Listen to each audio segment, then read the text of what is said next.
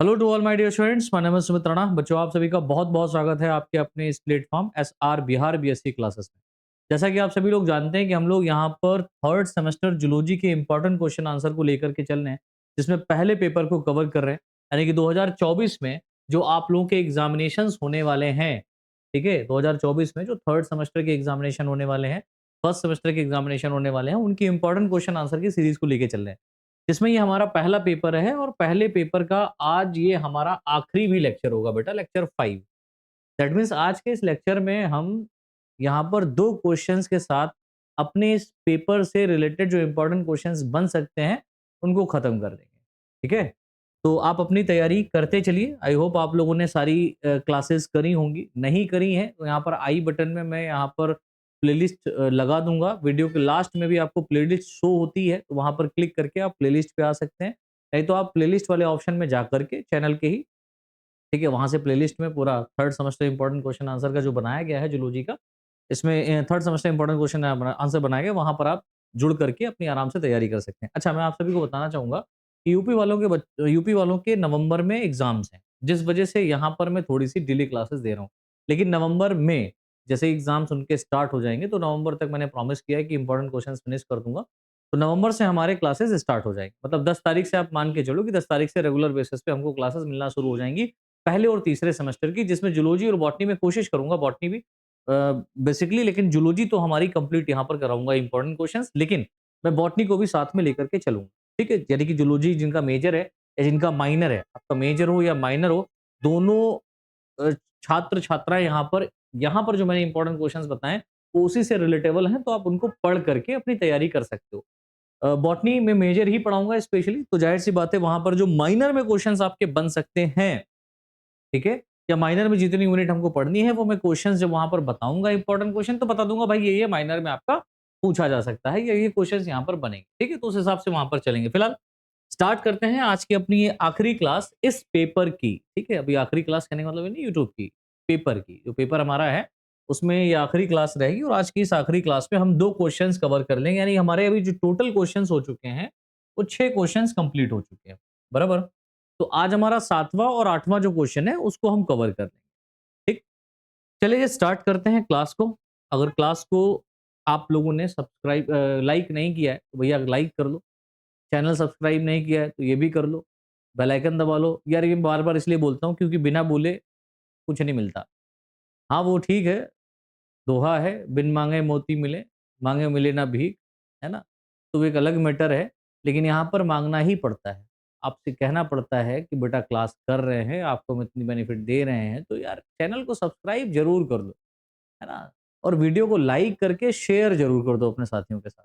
चलिए स्टार्ट करते हैं क्लास को, बाद में बात करेंगे। क्वेश्चन नंबर 7 हमारा यहाँ पर है, जो कि 110% क्वेश्चन ये पूछा जा सकता है, काफी इंपॉर्टेंट है। Give a comparative accounts of urinogenital system in vertebrates.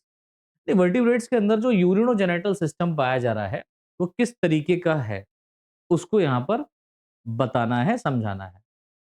ठीक है? तो वीडियो को शेयर करने का एक तरीका मैं आप लोगों को बताए दे रहा हूँ यहाँ पर, थोड़ा सा, क्योंकि आप लोग यार करते नहीं है वो काम। तो वीडियो को शेयर करने के लिए बच्चों एक काम आप लोग ये किया करें कि जब आप वीडियो शेयर करते हैं, तो वहाँ पर एक ऑप्शन आता है लिंक का, ठीक है? उसको आप कॉपी कर लीजिए। जैसे ही लिंक वाला ऑप्शन आता है, आप उसको कॉपी करेंगे, तो उसके बाद में आप उसको जो है ना, उसको अपने व्हाट्सएप स्टेटस पे जाकर के लगा दीजिए। इससे आपको शेयर भी नहीं करना पड़ेगा और एक बार में ही आपने स्टेटस पे लगा देंगे, तो सारे दोस्तों को, आपके आपके जितने भी दोस्त लोग हैं, जुड़े हुए हैं, घर वाले हैं, जो पढ़ना चाहते हैं या जो पढ़ रहे हैं रिसेंटली, उनको ये वीडियोज़ मिल जाएँगी और आपके द्वारा उनका भी फ़ायदा हो जाएगा। ठीक है? आप किसी का फ़ायदा करेंगे तभी आपका फ़ायदा होगा, सीधी बात है।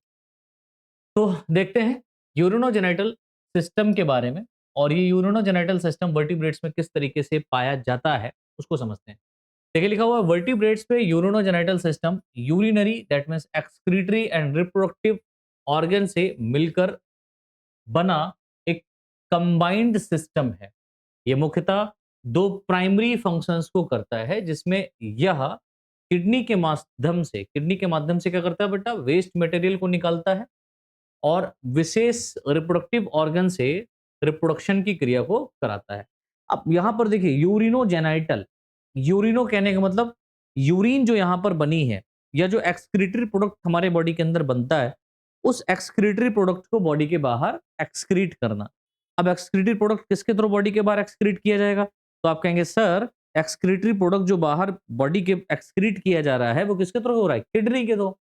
और जाहिर सी बात है किडनी जो है यूरेथ्रा के थ्रू, यूरिनरी ब्लैडर यूरेथ्रा के थ्रू क्या करता है? यूरिन को पास आउट करता है। लेकिन आप ध्यान दें यहीं पर इसी पेसेज में एक और स्ट्रक्चर प्रेजेंट होता है जिसको हम लोग बोलते हैं क्या? जिसको हम लोग बोलते हैं बेटा रिप्रोडक्टिव ऑर्गन। ठीक है? तो रिप्रोडक्टिव ऑर्गन में क्या होगा? रिप्रोडक्टिव ऑर्गन में क्या होगा? स्पर्म्स को एजुकुलेट किया जाता है। यानी कि यहाँ पर आप देख रहे हैं कि गैमीट्स को या स्पर्म्स को बाहर निकाला जो जा रहा है वो एक ही पैसेज से है। दूसरा यूरिन को भी यहीं से निकाला जा रहा है। तो जाहिर सी बात है जो यूरेथ्रा है, इस यूरेथ्रा के थ्रू ही बेटा क्या किया जा रहा है? इस यूरेथ्रा के थ्रू ही यूरिन को पास आउट किया जा रहा है। इसी यूरेथ्रा के थ्रू ही गैमीट को पास आउट किया जा रहा है। हम गैमीट कह सकते हैं, स्पर्म्स कह सकते हैं, राइट? इनको पास आउट किया जा रहा है। तो डेफिनेटली क्या है? एक कॉमन पोर है। ये क्या हो गया? यूरेथ्रा इज द कॉमन पोर हो जाता है इसका यूरिनोजेनिटल सिस्टम।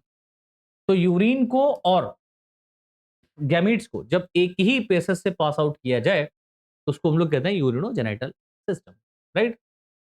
नेक्स्ट वन देखिए लिखा हुआ है इस प्रकार का सिस्टम वर्टिब्रेट में उनके एनवायरमेंटल एंड रिप्रोडक्टिव स्ट्रेटजीज के फेवरेबल में या फेवरेबल होने के लिए अडॉप्ट हुआ है। ठीक है?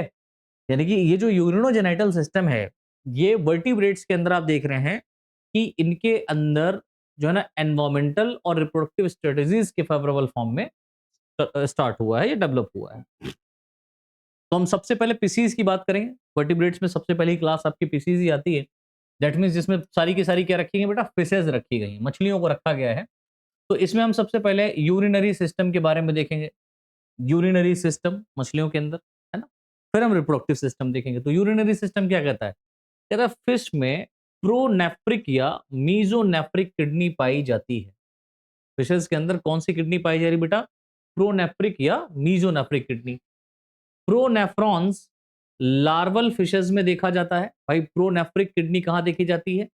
ये किडनी कहाँ देखने को मिल रही है?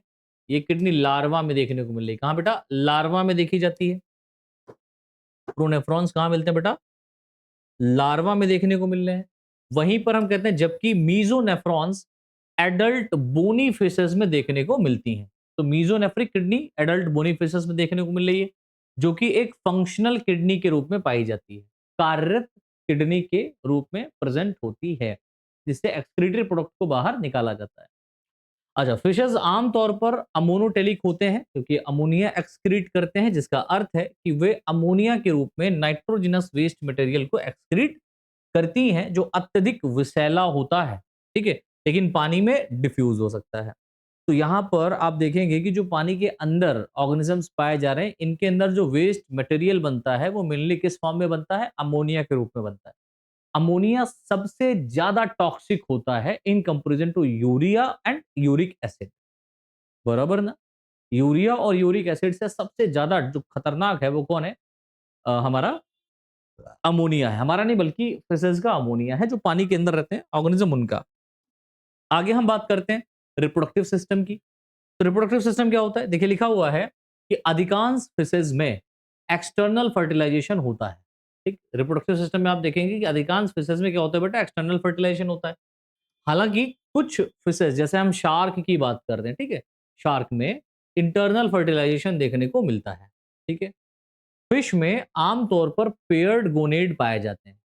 किस प्रकार के गोनेड मिलते हैं बेटा? पेयर्ड गोनेड्स पाए जा रहे हैं। इसमें देखिए लिखा हुआ है मेल फिश में वॉल्फियन डक्ट स्पर्म और यूरिन दोनों को ले जाती है। अब देखो ये समझने वाला है। जो यहाँ पर जो मेल फिश है ना इसमें जो वॉल्फियन डक्ट है ना ये एक कॉमन डक्ट है जो कि आगे चल करके मॉडिफाइड हो जाएगी। ठीक है? ये वॉल्फियन डक्ट क्या कर रही है? स्पर्म और यूरिन इन दोनों को ले जाने का काम कर रही है। ठीक है? जबकि फीमेल फिश में एग और यूरिन के लिए अलग अलग डक्ट पाई जाती हैं, नलिकाएं पाई जाती हैं। यानी कि फीमेल फिश की अगर आप बात करें तो उसके अंदर एग को ले जाने के लिए दो अलग डक्ट हैं। एक ओविडक्ट है, ठीक है, और एक यूरिनरी डक्ट है। यूरिनरी डक्ट क्या कर रहा है? यूरिन को पास आउट करने के लिए जा रहा है। ओविडक्ट ओवरी से एग को लेकर के आ रहा है, ठीक है। लेकिन यहाँ पर क्या है, यहाँ पर आप मेल के केस में देखेंगे कि वोल्फियन डक्ट क्या कर रही है, ये स्पर्म्स को भी एजुकेट कर रही है एज वेल एज यूरिन को भी पास आउट कर रही है बॉडी, ठीक है। चलो ये तो बात हो गई हमारी फिशेस की। अब सेकंड हम बात करते हैं एम्फीबियंस की। भाई एम्फीबिया भी तो होते हैं, एम्फीबियंस, है ना। अब एम्फीबियंस की खास बात क्या है भाई, तो इसमें हम सबसे पहले यूरिनरी सिस्टम देखेंगे एम्फीबियंस में। तो देखिए लिखा हुआ है एम्फीबियंस में लार्वा एंड एडल्ट दोनों में मीजोनेफ्रिक किडनी पाई जाती है, ठीक है। लार्वा, चाहे इसका लार्वा हो चाहे इसका एडल्ट हो, चाहे मैंने बोला लार्वा हो चाहे एडल्ट हो, दोनों में क्या मिलता है बेटा, मीजोनेफ्रिक किडनी मिलती है।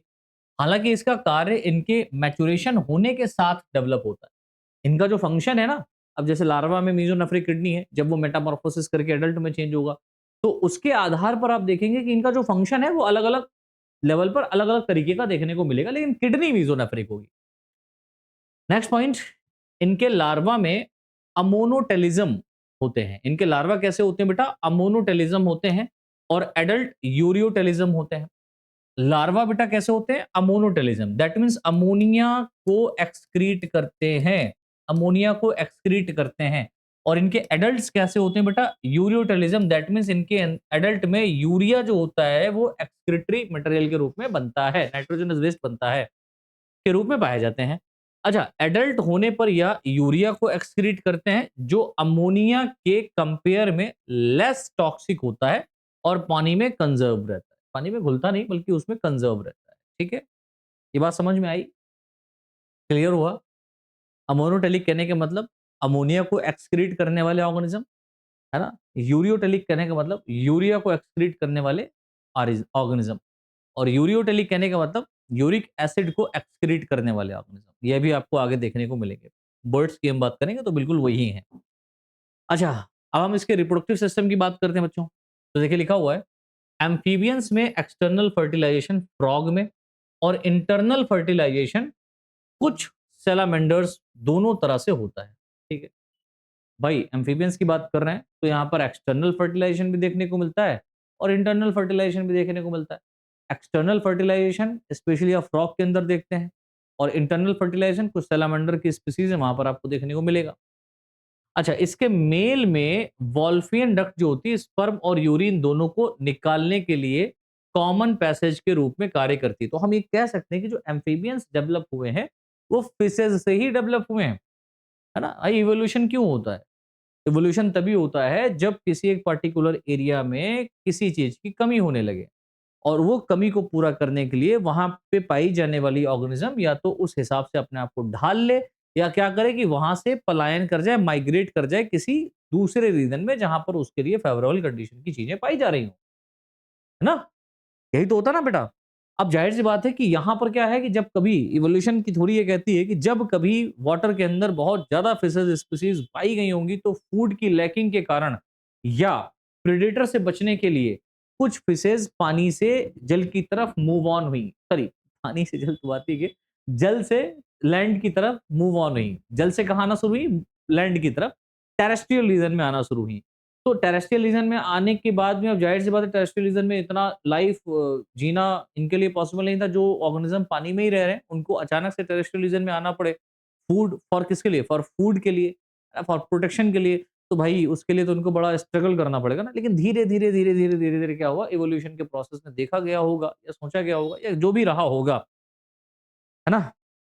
अच्छा, एक नेटफ्लिक्स की मैं मूवी का नाम लेता हूँ जिसमें इवोल्यूशन के बारे में बताया गया, पूरा इवोल्यूशन वहां पर आपको बहुत अच्छे से समझ में आएगा। बस इवोल्यूशन डाल देना आ जाएगी, अर्थ पर इवोल्यूशन कैसे हुआ, पूरा जबरदस्त तरीके से उसमें एनिमेटेड फॉर्म में बताया गया है। तो आप उसको एक बार जरूर विजिट करें, देखें इवोल्यूशन प्रोसेस को समझने के लिए।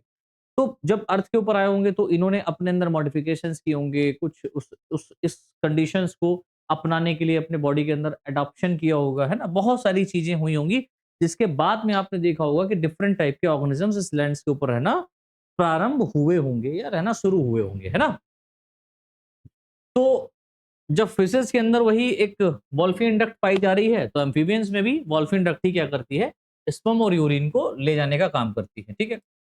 इसके फीमेल्स में मुलेरियन डक्ट एग को ले जाती है, जबकि एक अलग डक्ट यूरिन को हैंडल करती है। तो यहां पर एक बात याद रखिएगा कि जो इसके अंदर एग को ले जाने वाली जो डक्ट है वो मुलेरियन डक्ट है, राइट। नेक्स्ट है कुछ एम्फीबियंस में पेयर्ड गोनेड पाए जाते हैं, लेकिन इनमें फर्टिलाइजेशन आमतौर पर बाहरी होता है। ठीक है, कुछ ऐसे भी यहाँ पर एम्फीबियंस हैं जिनमें आप देखेंगे कि गोनेड जो है, जनक जो है वो पेयर्ड फॉर्म में है, लेकिन जो फर्टिलाइजेशन है वो एक्सटर्नल होगा, बॉडी के बाहर ही होगा। तो ये बात हो गई हमारे एम्फीबियंस की। चलो भैया हम रेप्टाइल्स की बात कर लेते हैं, है ना, रेप्टिलियंस की बात कर लेते हैं। थर्ड हमारा रेप्टिलियंस, इसमें सबसे पहले हम यूरिनो जेनेटल सिस्टम के अंदर यूरिनरी सिस्टम देखेंगे। देखिए लिखा हुआ है रेप्टाइल्स में मेटानेफ्रिक किडनी मोर डेवलप या एडवांस फॉर्म में पाई जाती है। तो अभी तक हम लोगों ने क्या देख रहा था कि मेटानेफ्रिक किडनी या मीजोनेफ्रिक किडनी पाई जा रही थी। मीजोनेफ्रिक किडनी पाई जा रही थी, प्रोनेफ्रिक किडनी पाई जा रही थी। एम्फीबियंस में मीजोनेफ्रिक है, और वहां पर आपकी फिशेज में कौन सी पाई जा रही बेटा? फिशेज में आपकी देखने को मिल रही है प्रोनेफ्रिक, राइट। तो यहां पर अब आप देखेंगे रेप्टाइल्स में कौन सी है? मेटानेफ्रिक, जो उससे भी ज्यादा एडवांस है। तो तीन तरीके की किडनियां हैं, प्रोनेफ्रिक, मीजोनेफ्रिक और मेटानेफ्रिक। तो मेटानेफ्रिक मोर एडवांस फॉर्म है, मीजो कम है, और प्रो तो बिल्कुल ही खराबी टाइप है, प्रो प्रिमिटिव। तो फॉर्म में पाई जाती है, जो कॉम्पैक्ट होती है और वाटर कंजर्वेशन में एफिशिएंट होती है। ये मुख्यतः यूरियोटेलिक होते हैं, जो पानी को कंजर्व करने के लिए, ठीक है, यूरियोटेलिक होता है पानी को कंजर्व करने के लिए।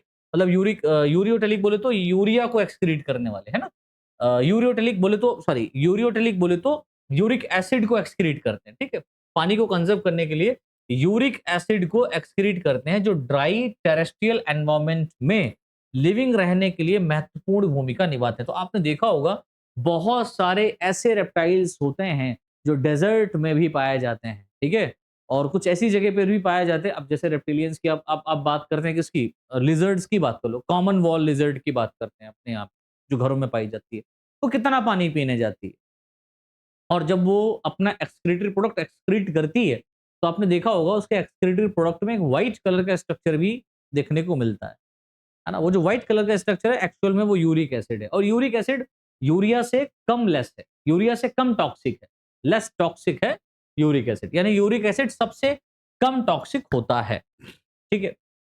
अच्छा, uric acid semi solid paste के फॉर्म में एक्सक्रीट किया जाता है, सेमी सॉलिड कम गाढ़े पदार्थ के रूप में बाहर निकाला जाता है। जैसे आप देखते हैं कि बर्ड्स जो है ना अपने एक्सक्रीटर प्रोडक्ट को बाहर निकालते हैं, तो उसके साथ में ही यूरिक एसिड भी निकाल देते हैं, तो सेमी सॉलिड के रूप में ये निकलता है ना। और जहां पर आपने देखा होगा बर्ड्स जो है ना अपने एक्सक्रीटरी प्रोडक्ट को बाहर निकालते हैं, जहां पर जिस एरिया में निकालते हैं उस एरिया में अगर मान लो फर्श वर्श पड़ी हुई है, सफाई वफाई नहीं होती, तो वहां पर व्हाइट व्हाइट कलर के स्पॉट देखने को मिलते हैं। तो व्हाइट कलर का स्पॉट इसी की वजह से देखने को मिलता है, यूरिक एसिड की वजह से, ठीक है, क्योंकि एसिड है, एसिड कहीं पे भी डालो व्हाइट हो जाता है यार।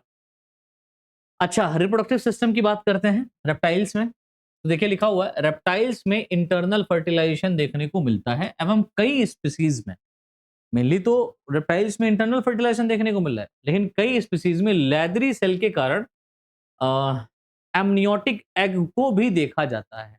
लेदरी लेदरी शेल के साथ एमनियोटिक एग, जो एग है वो भी यहाँ पर निकलता है। कुछ ऐसे स्नेक्स होते हैं जो एग को क्या करते हैं बेटा? देते हैं, और आप देखते हैं डेफिनेटली जो हम लिजर्ड्स की बात करते हैं ये भी एग को ही, एग लेइंग होते हैं, है ना, एग को ही देते हैं।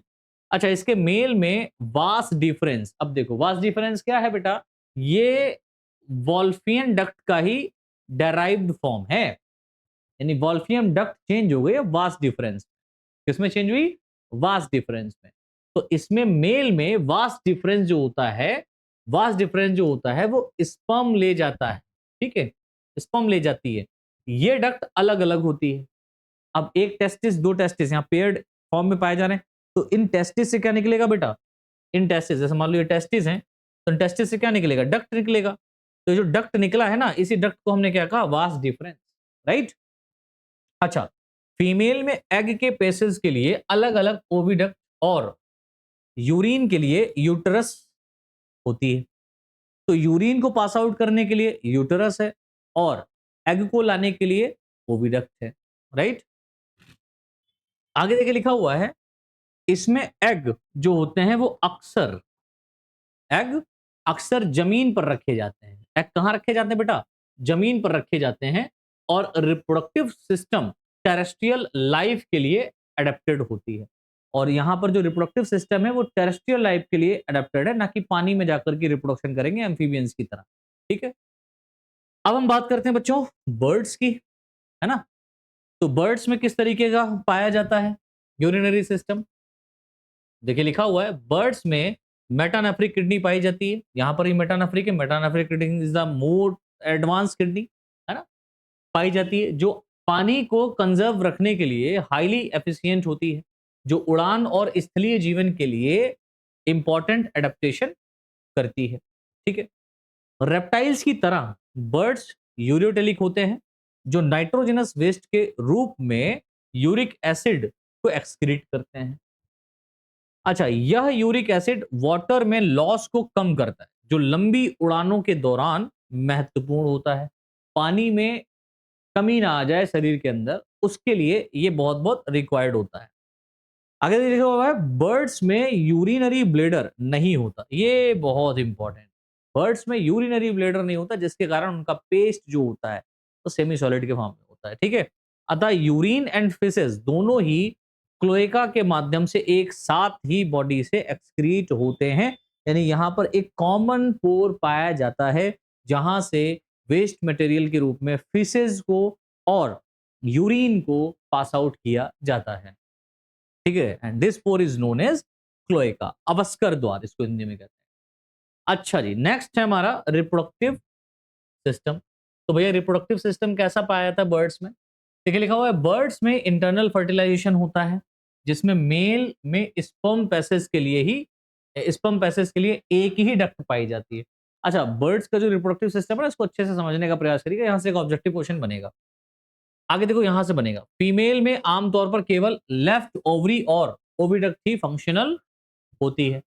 मतलब फीमेल के अंदर, फीमेल बर्ड्स में आप देख रहे हैं यहां पर क्या है बेटा, लेफ्ट ओवरी फंक्शनल है, राइट ओवरी होती नहीं है।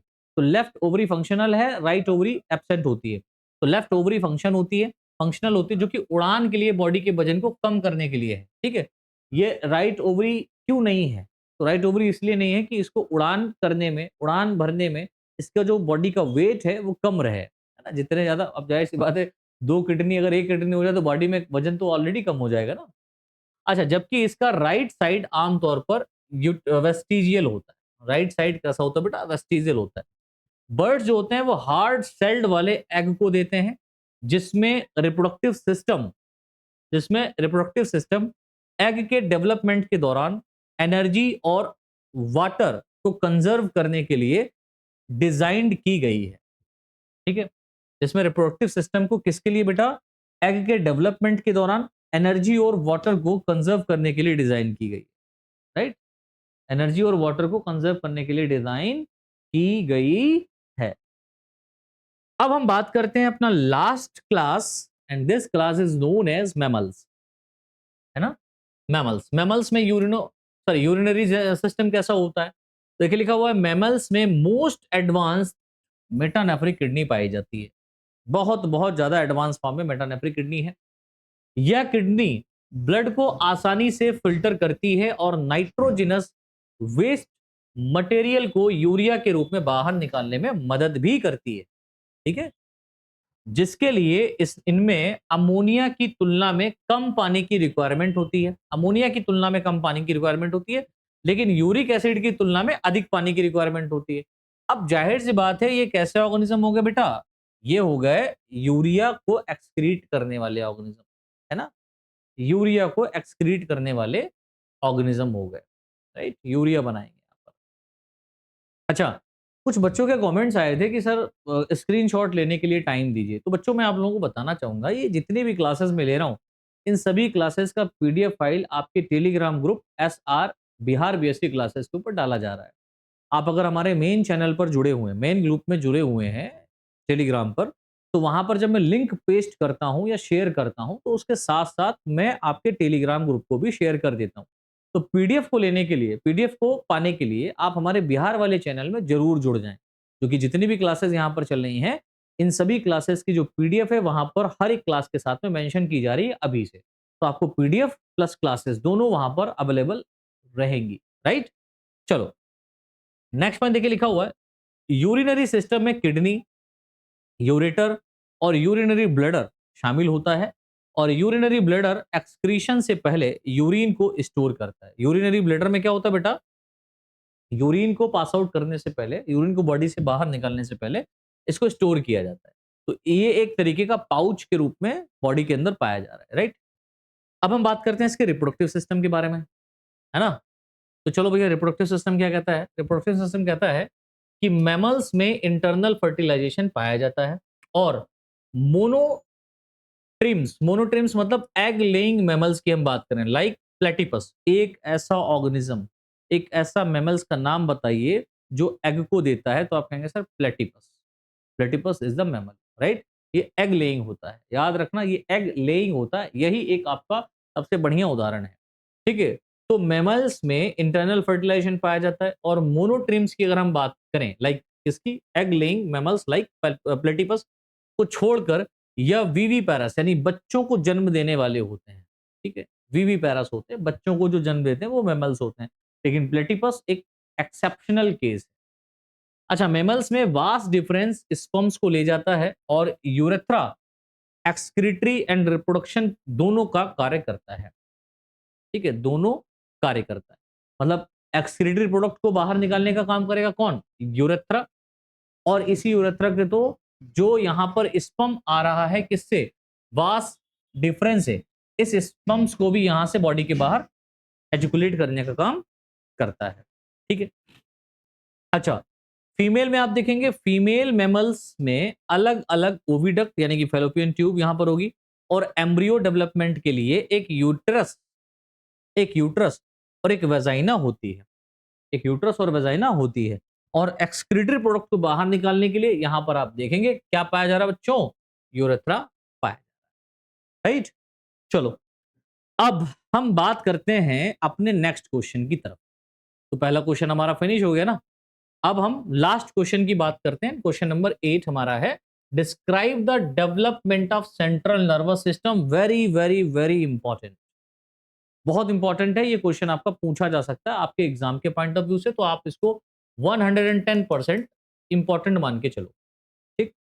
और इस क्वेश्चन के बाद में हमारा ये पेपर के इंपॉर्टेंट क्वेश्चंस भी फिनिश, फिर उसके बाद हम सेकंड पेपर स्टार्ट करेंगे डेफिनेटली, राइट। चलिए, सेंट्रल नर्वस सिस्टम का डेवलपमेंट एम्ब्रियोनिक लाइफ में बहुत पहले ही स्टार्ट हो जाता है। भाई सीएनएस की अगर हम बात करें, सेंट्रल नर्वस सिस्टम की बात करें, है ना, तो ये एम्ब्रियोनिक डेवलपमेंट के समय ही स्टार्ट हो जाता है, और इसमें कई चरण शामिल होते हैं, बहुत सारे स्टेप्स हैं इसमें, जिसमें एक सिंपल जो स्ट्रक्चर बनता है वो कॉम्प्लेक्स ब्रेन और स्पाइनल कॉर्ड में बदल जाता है। तो एक सिंपल स्ट्रक्चर जो होता है वो ब्रेन में और स्पाइनल कॉर्ड, बोले तो वर्टिब्रल कॉलम, रीढ़ की हड्डी में चेंज होता है। ये चेंजेस कैसे होते हैं, इन्हीं चेंजेस को हमें यहाँ पर देखना। तो सबसे पहला स्टेप जो यहाँ पर होगा वो होता है बेटा न्यूरुलेशन। न्यूरुलेशन, न्यूरुलेशन कब होता है, तो जब यहां पर एम्ब्रियोनिक डेवलपमेंट का 3 टू 4th वीक होता है, तीसरे से लेकर के चौथवा वीक, 3 टू 4th वीक के अंदर, तीसरे से चौथे हफ्ते के अंदर न्यूरुलेशन स्टार्ट होता है एम्ब्रियोनिक डेवलपमेंट। जब एम्ब्रियोनिक डेवलपमेंट क्या होता है, जब बेबी अपने में होता है, माँ के में होता है, ठीक है, मदर के में होता है, या हम यूं कहें यूटरस में होता है, जब उसका डेवलपमेंट हो रहा होता है तब। देखिए क्या कहता है, ये कह रहा है कि ये जो प्रक्रिया है ना, ये एक्टोडम, बोले तो outer layer of the embryo, है ना। तो ये प्रक्रिया एक्टोडम के लिए, या एक्टोडम के एक स्पेशलाइज्ड रीजन से, न्यूरल प्लेट के फॉर्मेशन से स्टार्ट होती है। तो एक्टोडम के अंदर आप देखेंगे, एक्टोडम, अब अगर आप ये कहें कि सेंट्रल नर्वस सिस्टम का विकास कहां से होता है, या origin of central nervous system या न्यूरॉन्स का डेवलपमेंट कहां से हुआ, तो आप बोलेंगे सर एक्टोडम। कहां से, एक्टोडम, बाहरी लेयर से। तो यह प्रक्रिया एक्टोडम, ठीक है, एक्टोडम के एक स्पेशलाइज्ड रीजन से, न्यूरॉन प्लेट्स के फॉर्मेशन से स्टार्ट होती है, पहली बात। दूसरी, जो न्यूरल प्लेट्स होते हैं वो अंदर की ओर फोल्ड होकर के न्यूरल ट्यूब बनाती हैं। अब जो न्यूरल प्लेट्स बनी वो अंदर की तरफ फोल्ड कर जाएंगी और न्यूरल ट्यूब का फॉर्मेशन कर देती हैं, जो अंततः ब्रेन और स्पाइनल कॉर्ड में चेंज हो जाती है। मतलब लास्ट में आप देखेंगे तो ब्रेन और स्पाइनल कॉर्ड ही बनना है। अच्छा, हम बात करते हैं गर्भावस्था की, तो गर्भावस्था के चौथे सप्ताह के अंत तक न्यूरल ट्यूब क्लोज हो जाती है। तो जो न्यूरल ट्यूब है वो यहाँ पर, अब न्यूरल ट्यूब कैसे, जैसे मान लो ये न्यूरॉन है, ये फोल्ड कर गया, अब ये फोल्ड करके इस तरीके से ट्यूब बना दिया, अब ये ट्यूब क्लोज हो जाएगी। तो ये क्लोज कब होगी? 4th वीक में। अच्छा, यह neural tube complete central nervous system को बनाती है। अब इसी एक न्यूरल ट्यूब से कंप्लीट सेंट्रल नर्वस सिस्टम का फॉर्मेशन हो जाएगा। तो आप ये कह सकते हैं कि सर अल्टीमेटली हम ये बोल सकते हैं कि सेंट्रल नर्वस सिस्टम का जो डेवलपमेंट हुआ है वो एक्टोडर्म लेयर से होता है। ठीक है। अब सेकंड क्या यहाँ पर प्रोसेस होगा? Formation of brain vesicles. तो ब्रेन कैसे बनेगा? तो पहले नंबर ब्रेन वेसिकल्स का फॉर्मेशन होता है और ये 4 to 6 वीक में होता है, चौथे से छठवें सप्ताह के बीच में। देखिए लिखा हुआ है इसमें न्यूरल ट्यूब 3 प्राइमरी वेसिकल्स में डिफरेंशिएट हो जाती हैं। अब जो 3 प्राइमरी वेसिकल्स यहाँ पर बनी है ना, 3 प्राइमरी वेसिकल्स जो यहाँ पर बनी, सबसे पहले जो वेसिकल्स बनती हैं यहाँ पर, उनके बारे में समझना है। तो पहला जो वेसिकल्स यहाँ पर बनता है उसको मतलब बनता है वो फोर ब्रेन के रूप में चेंज होता है। फोर ब्रेन जो होता है इसको हम लोग प्रोजेंसेफेलॉन के नाम से जानते हैं। फोर ब्रेन को क्या कहते हैं बेटा? प्रोजेंसेफेलॉन। अच्छा, ये जो होता है बाद में टीलेंसेफेलॉन, जो प्रोजेंसेफेलॉन होता है, फोर ब्रेन होता है, ये बाद में टीलेंसेफेलॉन बोले तो जो सेरेब्रल कॉर्टेक्स बनाता है, और डायनसेफेलॉन जो थैलेमस और हाइपोथैलेमस में डिवाइड हो जाता है। तो थैलेमस और हाइपोथैलेमस का फॉर्मेशन डायनसेफेलॉन से होता है, और वहीं सेरिब्रल कॉर्टेक्स की बात करें तो वो टीलेंसेफेलॉन से होता है। टीलेंसेफेलॉन डायनसेफेलॉन एक्चुअल में फोर ब्रेन का पार्ट है, फोर ब्रेन का पार्ट होता है, जिसको प्रोजेंसेफेलॉन कहते हैं। अब मिड ब्रेन, मध्य मस्तिष्क, है ना, इसको मीजन सेफेलॉन के नाम से जानते हैं। अच्छा, ये काफी हद तक अनडिवाइडेड रहता है, यानी कि ये डिवाइड नहीं होता, ठीक है, अनडिवाइडेड रहता है, और विजन, हियरिंग, मोटर्स कंट्रोल में शामिल संरचनाओं में विकसित हो जाता है या होता है। ये क्या करता है बेटा? देखने में, सुनने में, मोटर कंट्रोल को करने में, है ना, उन संरचनाओं को कंट्रोल करने के लिए मिड ब्रेन हमारा काम में आता है या उसको कंट्रोल करता है। फिर तीसरा हमारा हाइंड ब्रेन। हाइंड ब्रेन को हम लोग रोम्बेनसेफेलॉन के नाम से जानते हैं। अच्छा, ये मेटेनसेफेलॉन जो पोन्स और सेरिब्रम, देखिए मेटेनसेफेलॉन जिसको हम क्या करें? पोन्स और सेरिबेलम, पोन्स और सेरिबेलम, और मायनसेफेलॉन जो मेडुला ऑब्लांगेटा होता है उसमें डिवाइड हो जाता है। तो हाइंड ब्रेन की बात करें या रोम्बेनसेफेलॉन की बात करें, तो ये रोम्बेनसेफेलॉन मेटेनसेफेलॉन और मायनसेफेलॉन में चेंज होता है। मेटेनसेफेलॉन, मायनसेफेलॉन। मेटेनसेफेलॉन किसमें बनता है बेटा? पोन्स और सेरिबेलम में, और जो माइनसेफेलॉन होता है वो मेडुला ऑब्लांगेटा का फॉर्मेशन करता है। ठीक है, ये बात समझ में आ रही है? इतना क्लियर हुआ? ये तो ब्रेन की बात हो गई। चलो आगे देखिए, लिखा हुआ है neurogenesis. What is the meaning of neurogenesis? Neuron का फॉर्मेशन होना, न्यूरॉन का डेवलपमेंट होना, तो न्यूरोजेनेसिस कहलाता है। ये कब स्टार्ट होता है? तो 6 से लेकर के 20 वीक तक ये होता रहता है, छठवें हफ्ते से लेकर के 20वें हफ्ते तक, छठे हफ्ते से 20वें हफ्ते तक ये होता है। देखिए पहला पॉइंट यहां पर लिखा हुआ है कि इस प्रोसेस में न्यूरल स्टेम सेल्स, ठीक है, neural stem cells neuron cells को प्रोड्यूस करती है। ठीक है, तो जो न्यूरल स्टेम सेल्स होती हैं ये स्पेशली क्या करती हैं बेटा? न्यूरॉन सेल्स को निर्मित करती हैं। यह गर्भावस्था के 6 वीक के आसपास स्टार्ट होता है, यानी कि जो गर्भावस्था हो रही है उसमें छठे हफ्ते के आसपास से स्टार्ट होता है, और 10वें और 20वें हफ्ते के बीच पीक पर होता है। सबसे ज्यादा यहां पर आपको देखने को मिलेगा। न्यूरॉन जो होते हैं वो ब्रेन में स्पेसिफिक रीजन्स में चले जाते हैं। न्यूरॉन कहां चले गए बेटा? ब्रेन के स्पेसिफिक रीजन में, जो एक लेयर बनाते हैं। ठीक है, ब्रेन में स्पेसिफिक रीजन में चले जाते हैं जो एक लेयर बनाते हैं, जो बाद में सेंसरी, मोटर और कंजेनाइटिव प्रोसेसेस में काम करते हैं। बाद में किसमें काम करते हैं बेटा? सेंसरी में, सेंसेशन में, मोटर को चलाने में। मोटर वो वाला मोटर नहीं, पानी से भरा जाता है। मोटर मतलब आपकी बॉडी के अंदर जितने भी फंक्शनल है उनको कंट्रोल करने में, कंजनाइटिव प्रोसेसेस को करने में ये काम करता है, राइट। अब हम बात करते हैं एक्सॉन ग्रोथ की। देखिए ये सब एम्ब्रियोनिक डेवलपमेंट के समय ही होता है। एक बात याद रखना, न्यूरॉन्स का कभी भी डिवीजन नहीं होता। जो एम्ब्रियोनिक डेवलपमेंट के समय ये बन जाते हैं, इनका नंबर उतना ही रहता है। एक क्वेश्चन पूछा जाता है कि जब किसी पर्सन का एक्सीडेंट होता है और उस एक्सीडेंट में अगर बॉडी के अंदर चोट गंभीर रूप से लग जाती है तो क्या न्यूरॉन्स डेवलप होते हैं, डिवाइड होते हैं? तो नहीं, न्यूरॉन्स डिवाइड नहीं होते। जो पोर्शन खराब हो जाता है वो खराब ही रहता है, वहाँ सेंसेशन भी नहीं देखने को मिलता है अधिकतर। तो एक्सॉन ग्रोथ और साइनेप्स फॉर्मेशन क्या होता है? ये सेकंड ट्राइमेस्टर में होता है। देखो, ह्यूमन की अगर हम लोग बात करें तो ह्यूमन बीइंग्स में जो बेबी का डेवलपमेंट होता है वो 3 ट्राइमेस्टर में कंप्लीट होता है। हर एक ट्राइमेस्टर में 3 महीने होते हैं, ठीक है? हर एक ट्राइमेस्टर में कितने मंथ होते हैं बेटा? 3 मंथ।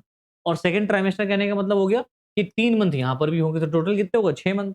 और उसके बाद में जो थर्ड ट्राइमेस्टर चलेगा यानी कि 3 मंथ और, तो टोटल कितने हो जाएंगे? 9 मंथ। तो 9 महीने में ही एक बेबी का मैच्योरेशन होता है और फिर बर्थ होता है। तो यहाँ पर एक्सॉन ग्रोथ जो है या साइनेप्स फॉर्मेशन है वो कब होता है बेटा? सेकंड ट्राइमेस्टर में होता है। अच्छा, एक बार जब न्यूरॉन्स अपने टारगेट लोकेशन पर चले जाते हैं, तो वे अदर न्यूरॉन से जुड़ने के लिए, ठीक है, एक्सॉन और डेंड्राइट्स को डेवलप करते हैं। तो न्यूरॉन्स में आपने देखा होगा एक्सॉन और डेंड्राइट्स वाला रीजन मिलता है ना? एक्सॉन और डेंड्राइट वाला क्या मिलता है? रीजन मिलता है। अच्छा, स्टार्ट कर देते हैं, जिससे साइनेप्स बनता है, जिससे अब देखो, एक ये न्यूरॉन्स है, एक ये न्यूरॉन है, इसके ये डेंड्राइट्स हैं, इसका ये डेंड्राइट है और इसका ये एक्सॉन वाला पोर्शन है। ये आपस में मिल रहे हैं, ठीक है? ये आपस में मिलकर के संबंध बना लेंगे। यहाँ पर जो संबंध बनेगा उसको हम क्या बोलेंगे? साइनेप्स बोलेंगे। तो साइनेप्स बनता है, जो कि यह complex network central nervous system के भीतर सिग्नल को संचारित करने के लिए जिम्मेदार होता है। यानी कि हमारे ब्रेन तक जो इन्फॉर्मेशन पहुंच रही है, वो इन्फॉर्मेशन इन न्यूरॉन्स के थ्रू पहुंच रही है। अगर आपके पैर में कोई मॉस्किटो बाइट करता है, तो आपके ब्रेन में ये बात पाती है कि पैर में कोई दिक्कत हो रही है। वो किसकी वजह से होता है? तो इन्हीं न्यूरॉन्स की एक्सॉन्स और डेंड्राइट्स के कॉम्बिनेशन के कारण होता है। ठीक है? ये न्यूरॉन्स के या साइनेप्स के कारण होता है, राइट? अच्छा, अब यहां पर देखिए एक लिखा हुआ है साइनेप्टिक प्रूनिंग। साइनेप्टिक प्रूनिंग क्या होता है ना? And maturation. ठीक है, साइनेप्टिक प्रूनिंग कहने का मतलब होता है, अच्छा, ये पोस्ट